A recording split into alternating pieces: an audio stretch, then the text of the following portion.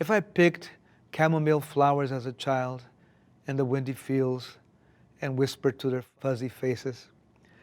if I let tadpoles swim across my hands in the wavy creek, if I jumped up high into my papa's army truck and left our village of farm workers and waved adios to my amiguitos, if I let the stars at night paint my blanket with milky light, with shapes of hungry birds while I slept outside, if I helped Mama feed the hopping chickens and catch the crazy turkey in the front yard of our new village, if I left and walked through the evening forest at the top of the mountain with a silvery bucket to fetch water from the next town,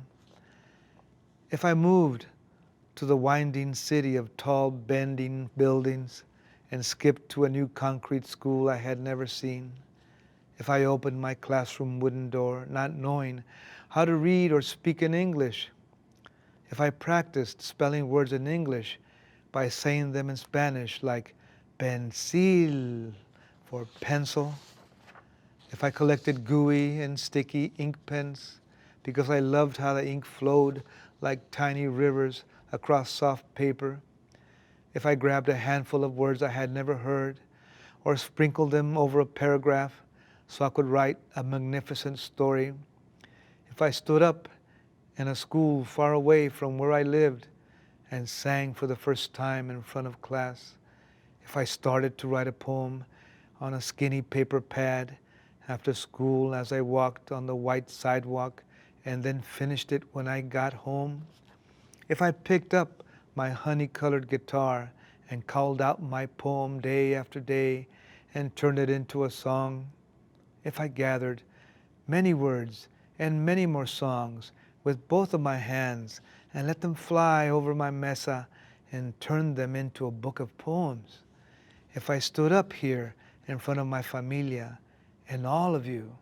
on the high steps of the Library of Congress in Washington, D.C., and read out loud like this, imagine what you could do. So that's what I read at the inaugural opening session, first time. I was a poet laureate of the United States. I forgot about this. Yeah, it's going to come out.